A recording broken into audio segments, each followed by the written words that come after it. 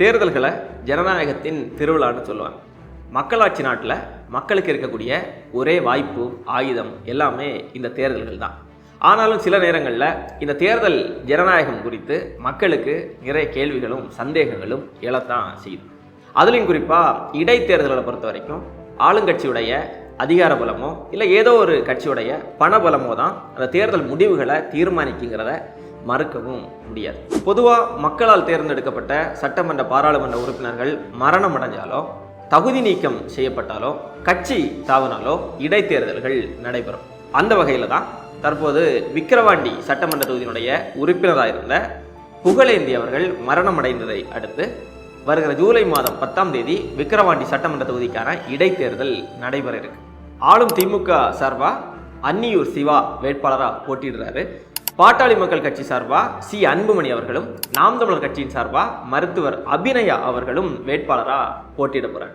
இதுல முக்கியமான ஒரு செய்தி என்னன்னா, பிரதான எதிர்கட்சியான அதிமுக விக்கிரவாண்டி இடைத்தேர்தலை புறக்கணிக்க போறதா தெரிவிச்சிருக்கிறாங்க. அதுக்கு அவங்க சொல்லியிருக்கக்கூடிய காரணம் என்னன்னா, நடக்கிறது ஒரு அராஜக ஆட்சி, திமுகவுடைய அராஜக ஆட்சியில் தேர்தலுங்கிறது ஜனநாயக பூர்வமாக நடக்காது, நடந்து முடிந்த நாடாளுமன்ற தேர்தல் அதுக்கு ஒரு உதாரணம், அதனால நாங்கள் தேர்தலை புறக்கணிக்கிறோம்னு அதிமுக அறிவிச்சிருக்கிறாங்க. எல்லா ஆட்சி அதிகார பலத்தையும் பயன்படுத்துவாங்க, பணத்தை வாரி இறைப்பாங்க, அதோட பரிசு பொருள் அள்ளி கொடுப்பாங்க. இன்னைக்கு பணமல்ல பொழியும், ஜனநாயக பணிகளை நடைபெறும், சுதந்திரமா மக்கள் வாக்களிக்க முடியாது. ஆகவேதான் அனைத்து இந்திய அண்ணா திராவிட முன்னேற்ற கழகம் இந்த தேர்தலிலே புறக்கணிக்கப்பட்டது. தமிழ்நாட்டில் இடைத்தேர்தலுடைய வரலாறு என்ன, இந்த இடைத்தேர்தல்களில் என்னென்ன சுவாரஸ்யமான சம்பவங்கள் நடந்திருக்குங்கிறத பற்றி பேசலாம். பொதுவாக இடைத்தேர்தல்னாலே ஆளுங்கட்சியுடைய அதிகார பலம், பணபலம் இதுதான் தேர்தல் வெற்றி தோல்வியை தீர்மானிக்கும்னாலும் இதை தாண்டி சில சம்பவங்களும் தமிழ்நாட்டில் நடந்திருக்கு. முதலாவது 1999ஆம் ஆண்டு நடைபெற்ற இடைத்தேர்தல். திமுக ஆட்சியில் இருந்தப்போ நத்தம் சட்டமன்ற தொகுதிக்காக நடந்த இந்த இடைத்தேர்தலில் அதிமுக வேட்பாளர் நத்தம் விஸ்வநாதன் வெற்றி பெற்றார். அடுத்து 2017ஆம் ஆண்டு நடைபெற்ற ஆர்கே நகர் இடைத்தேர்தல். ஆளும் அதிமுகவை வீழ்த்தி எதிர்கட்சியான திமுகவை டெபாசிட் இழக்க செய்து சுயேட்சை வேட்பாளரான தினகரன் ஆர்கே நகர் தேர்தலில் வெற்றி பெற்றார். அடுத்து 2019ஆம் ஆண்டு நடைபெற்ற 22 தொகுதிகளுக்கான இடைத்தேர்தல். அதிமுக ஆட்சியில் இருந்த அந்த காலகட்டத்தில் திராவிட முன்னேற்ற கழகம் 13 தொகுதிகளில் வெற்றி பெற்றுச்சு, அதிமுக வெறும் 9 தொகுதிகளில் மட்டும்தான் வெற்றி பெற்றுச்சு. இப்படி சில அரிதான சம்பவங்களும் நடந்திருக்கு.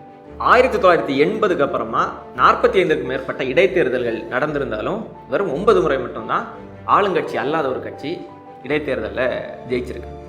பொதுவாக இடைத்தேர்தல்னாலே அதில் ஜனநாயக படுகொலை நடக்குங்கிறது ஒரு பொதுவான ஒரு கருத்தாக இருக்குது. அதுக்கு முக்கியமான ஒரு காரணம் ஆளுங்கட்சியுடைய அதிகார பலம், பணபலம் எல்லாவற்றையும் தாண்டி இந்த இடைத்தேர்தலில் எப்படியாவது நம்ம ஜெயிச்சிடணுங்கிற ஆளுங்கட்சியுடைய ஒரு ஈகோ ஒரு முக்கியமான ஒரு காரணமாக இருக்குது. இது சில நேரங்களில் ஒரு எக்ஸ்ட்ரீம் லெவலையும் தாண்டி நிறைய சுவாரஸ்யமான சம்பவங்களும் நடந்திருக்கு.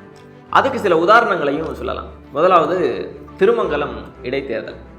2009ஆம் ஆண்டு மதுரை மாவட்டம் திருமங்கலம் சட்டமன்ற தொகுதிக்கான இடைத்தேர்தல் நடந்துச்சு. அந்த இடைத்தேர்தலுடைய திமுகவுடைய தேர்தல் பொறுப்பாளராக இருந்தவர் யாருன்னா கருணாநிதி அவர்களுடைய மகனும் முன்னாள் திமுகவினுடைய மூத்த தலைவருமான மு.க. அழகிரி. இந்த தேர்தலில் வாக்குக்கு பணம் கொடுக்கறத ஒரு மெத்தடாலஜியாக பிளான் பண்ணி அதை சிஸ்டமேட்டிக்காக நடைமுறைப்படுத்தினார் நம்ம அழகிரி. வார்டுக்கு ஒரு பொறுப்பாளரை நியமித்து மொத்த வாக்காளர் பட்டியலை எடுத்து வெளியூரில் வேலை பார்க்குறவங்களுடைய பட்டியலெல்லாம் எடுத்து நேரடியாகவே அவங்கள சந்தித்து அவங்கள வாக்கு செலுத்துறதுக்கு அழைச்சிட்டு வந்து 1000 ரூபா பணமும் கொடுத்து சாப்பாடும் கொடுத்து அவங்க திரும்பி போகிறதுக்கான செலவையும் செஞ்சது மட்டுமில்லாமல் தொகுதி முழுக்க மிகச்சிறப்பாக பணப்பட்டுவாடாகவும் நடந்துச்சு. இந்த தேர்தலில் திமுக மிகப்பெரிய ஒரு வெற்றியையும் பெற்றார். பணப்பட்டுவாடா செய்யப்பட்டதில் மிக மோசமான உதாரணமாய் அமைந்து தேர்தல் ஆணையத்திற்கே பாடம் சொன்னது திருமங்கலம் தொகுதி இடைத்தேர்தல். ஒரு மோசமான முன்னுதாரணத்தை ஏற்படுத்திய தேர்தலாக இன்றும் பேசப்படுவது திருமங்கலம் இடைத்தேர்தல் தான்.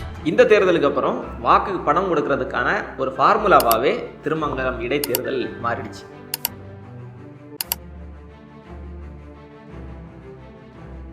அடுத்து ஆர்கே நகர் இடைத்தேர்தல். இந்த தேர்தல் தமிழ்நாட்டில் ஒரு அசாதாரணமான ஒரு சூழலில் நடைபெற்றது. முன்னாள் முதலமைச்சர் ஜெயலலிதா அவர்களுடைய மரணத்துக்கு அப்புறமா அதிமுகவை யார் கைப்பற்றுறதுங்கிற ஒரு போட்டியில் நடந்த தேர்தல் தான் இந்த தேர்தல். திமுக அதிமுகவை வீழ்த்தி சுயேட்சை வேட்பாளர் தினகரன் இந்த தேர்தலை வெற்றி பெற்றாலும் தினகரனுடைய அந்த வெற்றி என்பது ஒரு பெரிய ஒரு சர்ச்சையாகத்தான் இருந்து வருது. இந்த தேர்தலில் ஓட்டுக்கு பணம் கொடுக்கிற முறை இன்னும் கொஞ்சம் சிஸ்டமைஸ் செய்யப்பட்டு டோக்கன் முறையெல்லாம் கொண்டு வரப்பட்டுச்சு. டோக்கன் கொடுக்கப்பட்ட மக்கள் எங்களுக்கு பணம் வரலன்னு சொல்லி தெருவில் இறங்கி போராட்டம் நடத்திய நிகழ்வுகள் எல்லாம் கூட நடந்துச்சு. ஆர்கே நகர் தேர்தலின் போது பணம் கொடுப்பதாக டோக்கன் கொடுத்துவிட்டு டிடிவி தினகரன் ஏமாற்றி விட்டதாக கூறி 20 ரூபாய் நோட்டுடன் பெண்கள் திரண்டுள்ளனர். இந்த தேர்தலில் தினகரனுக்கு தேர்தல் ஆணையம் குக்கர் சின்னம் ஒதுக்கியது. அந்த குக்கரையே வாக்காளர்களுக்கு கொடுத்தது, அந்த குக்கருக்குள்ள பணம் மற்றும் பரிசு பொருட்களை வச்சு கொடுத்ததுன்னு நிறைய சுவாரஸ்யமான சம்பவங்களும் நடந்தது. அடுத்து ஈரோடு கிழக்கு இடைத்தேர்தல். கடந்த ஆண்டு நடைபெற்ற இந்த இடைத்தேர்தலுடைய திமுகவினுடைய பொறுப்பாளராக இருந்தது தற்போது சிறையில் இருக்கக்கூடிய திமுகவின் முன்னாள் அமைச்சர் செந்தில் பாலாஜி. திமுக கூட்டணி கட்சியான காங்கிரஸ் வேட்பாளர் EVKS இளங்கோவன் அவர்கள் போட்டியிடுறார் இந்த தேர்தலில். இந்த தேர்தலில் செந்தில் பாலாஜி ஒரு புதிய ஃபார்முலாவையே தமிழ்நாட்டுக்கு அறிமுகப்படுத்தினார். அதுதான் பட்டி ஃபார்முலா. வாக்காளர்களை மற்ற கட்சியினர் சந்திச்சிடவே கூடாதுங்கிறதுக்காக காலையிலேயே வாகனங்களில் வாக்காளர்களை ஆட்டு மந்தைகள் போல ஏற்றி வந்து பட்டிகளையும் மண்டபங்களையும் அவங்கள அடைச்சி வச்சு உணவு கொடுக்கறது, ஊதியம் கொடுக்கறது, திரைப்படங்களை போட்டு கொடுக்கறதுன்னு சொல்லி மாலையில் அவங்கள வீட்டுக்கு அனுப்பி வச்சாங்க. அது மட்டும் இல்லாமல் தொகுதி முழுக்க பணப்பட்டுவாடாவும் செய்யப்பட்டது. இந்த தேர்தலையும் திமுக மிகப்பெரிய ஒரு வெற்றியை பெற்றாங்க. இந்த இடைத்தேர்தலை அதிமுக புறக்கணிச்சிருக்கிறது மிகப்பெரிய ஒரு பேசுபொருளாக மாறி இருக்கு. ஜெயலலிதா காலத்திலேயே அதிமுக இடைத்தேர்தலை புறக்கணிச்சிருக்கிறாங்க. சமீபத்தில் நடந்து முடிந்த விளவங்கோடு சட்டமன்ற தொகுதிக்கான இடைத்தேர்தலில் அதிமுக 4வது இடத்திற்கு தள்ளப்பட்டது கூட தற்போது அதிமுக இந்த இடைத்தேர்தலை புறக்கணிக்கிறதுக்கான ஒரு காரணமாக இருப்பதாகவும் பேசப்படுது. இடைத்தேர்தல்களை ஜனநாயகபூர்வமாக நடத்தி மக்களை சுதந்திரமாக வாக்களிக்க விட்டால் அது ஆளுங்கட்சி மீதான மக்களுடைய எண்ண ஓட்டம் என்னவா இருக்குங்கிறது மிக தெளிவாக தெரிஞ்சிடும். மக்கள் ஆளுங்கட்சிக்கு ஆதரவான நிலைப்பாட்டில் இருக்கிறாங்களா, இல்லை ஆளுங்கட்சி மீது அதிருப்தி ஏற்பட்டு ஒரு மாற்றம் வேண்டும்னு மக்கள் இருக்கிறாங்களா என்கிறதெல்லாம் மிக தெளிவாக தெரிஞ்சிடும். இந்த இடைத்தேர்தல் அப்படி ஜனநாயகபூர்வமாக நடக்கும்னு நீங்கள் நினைக்கிறீங்கன்னா உங்களுடைய கருத்துக்களை பதிவு செய்யுங்க. இன்னொரு அரசியல் பக்கம் நிகழ்ச்சியில் சந்திப்போம். மக்கள் பக்கம் இம்லர்.